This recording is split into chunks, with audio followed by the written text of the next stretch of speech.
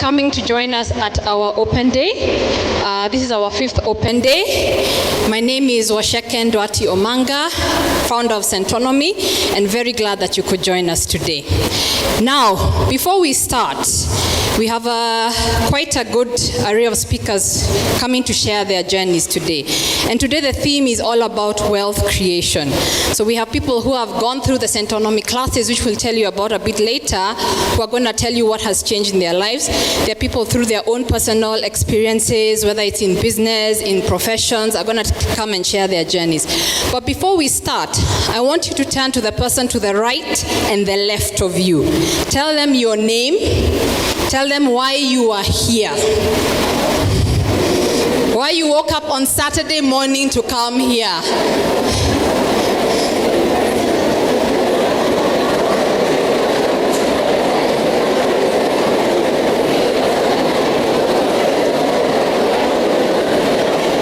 Remember, it's a person to the right and the left, so you must have told 2 people why you are here today. If you're at the edge, turn to the person behind, yeah? But just make sure you've told 2 people.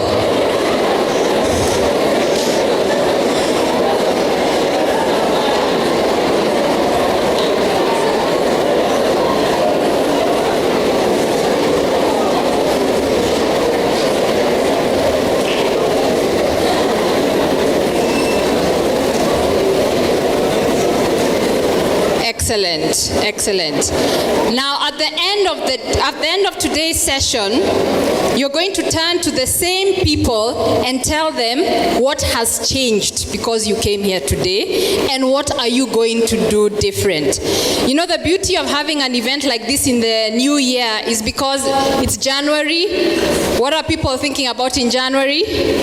Money, new financial resolutions, New Year resolutions. Did you make resolutions last year? The ones who said yes, did something different happen? Did you make the same resolutions again this year?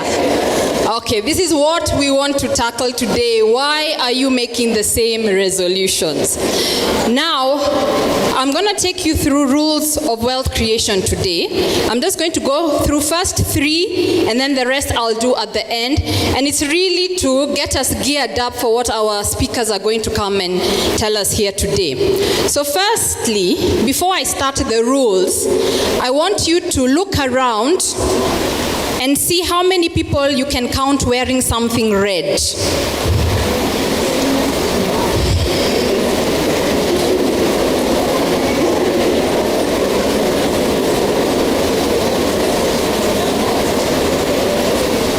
So, all right. Are there a couple of people wearing something red? While you are doing that, did you notice there are other people who are wearing yellow? No. Now count how many people are wearing yellow.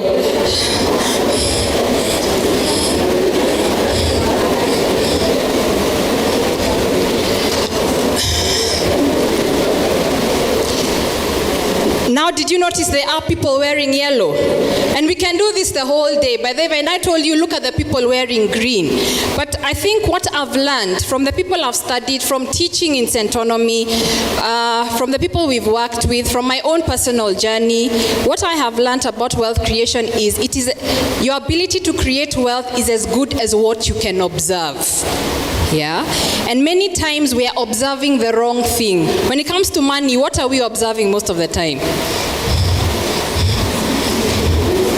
how there is not enough money, how your employer should be paying you more, how this and that is wrong.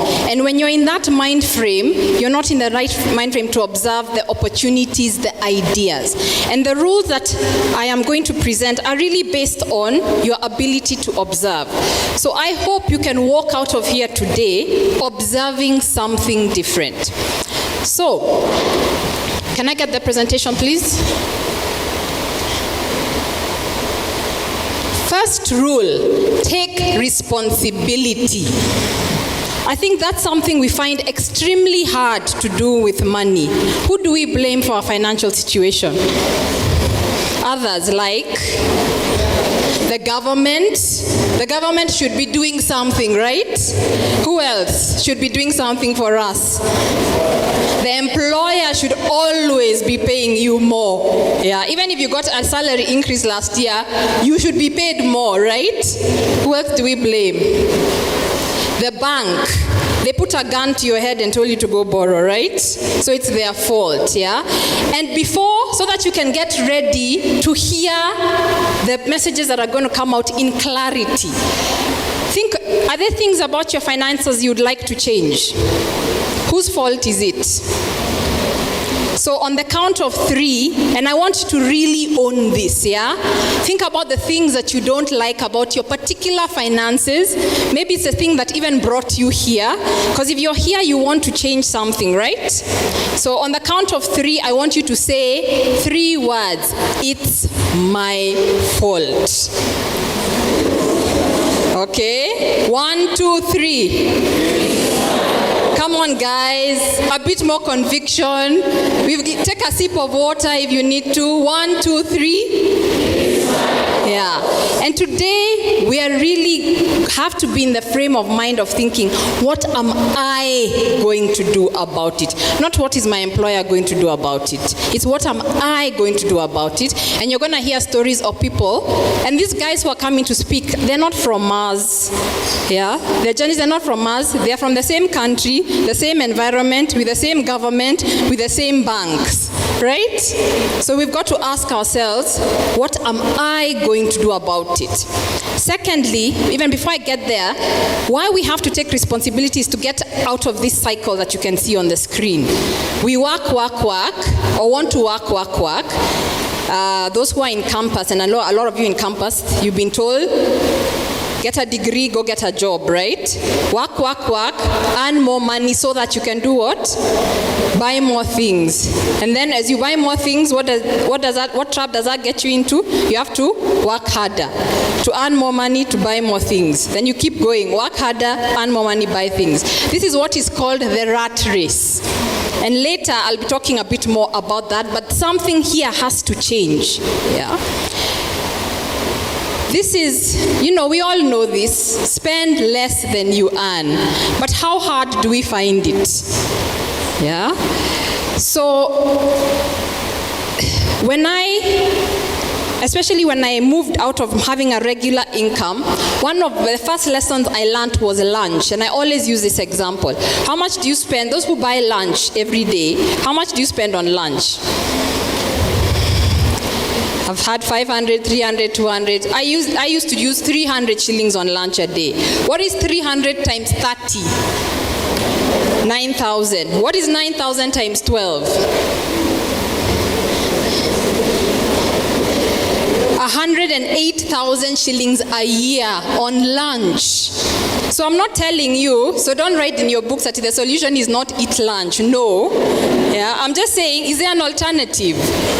You can carry food from home. And lunch is just one of the examples, yeah?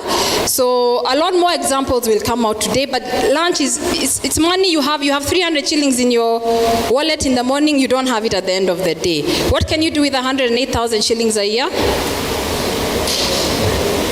You can go on holiday. Lunch is holiday, so you don't have to borrow to go on a holiday. You can pay school fees. Those who have children, school fees should not be a surprise. Yeah? School fees is not supposed to be a surprise. In January, we act like it's a surprise, yet the children were there. Yeah? You can do investments with 108,000 shillings a year. Then I think spending less than you earn also calls to rule number 3. Know what puts money in your pocket and what removes money from your pocket. What has our society defined as wealth? What would you have to see about someone to figure out, to draw the conclusion that they are wealthy? What would you have to see? A car, a house, the house they live inside, right? Yeah? Their clothes, their shoes. So, unfortunately, we have started thinking flossets are assets.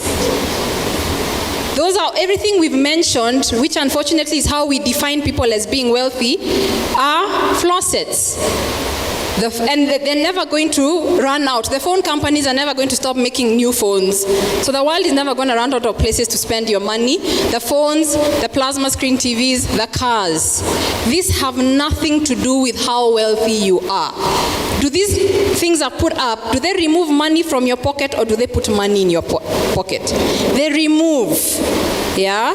Things that are ultimately going to remove money from your pocket cannot be considered wealth. Yeah, they have nothing to do. You may want them, and it's okay to have them, by the way, but just make sure you've drawn the right conclusion from them. There is nothing about driving the right car that makes you wealthy. Let me give you an example of what makes you wealthy, which I'll come to later as well. Your investments. Yeah? Does that put money in your pocket? If you own that building, does it put money in your pocket? Does the business you have or start, does it put money in your pocket? The shares you may buy on the stock exchange, do they ultimately put money in your pocket? The chickens you may have that give you eggs that you can sell, do they put money in your pocket? Yes. These are assets. How wealthy you are is defined by how you have accumulated assets, not how you have accumulated flossets. So you may want your flosset, but be very clear that it is not an asset. And I'll come to that later, but I want us to start hearing from our speakers. And just before I invite the first speakers, so that you know what a bit more, some of you are just, you've come here before because someone did our class, you've been told, you've heard us on radio, TV, or through social media, and you're wondering what is Centonomy about. Our purpose, why Centonomy exists, is to teach people how to create wealth. That is what we do. We do this currently through 2 courses, which you've got a material about already. We have what we call Centonomy 101. It's an 11-week program that goes through various areas of how to manage money, and people come out of that experience. As you'll see, I won't even market it. The people will come and tell you what their experience has been for themselves. And we also have another version of that course called Centonomy Campus Edition. This is targeted to people who are, as the name suggests, in campus, college, but basically have finished high school and are in that phase of life, ages between 17 and 23, and it just breaks down the language of money to their level and deals with the issues that of money at that level. What we found is when we were running the first program, a lot of people would say, I wish I started younger. Those who are a bit, my age, do you wish we started younger? Yeah, so we decided let's help people start younger, and we launched something for campus, people going to campus or college.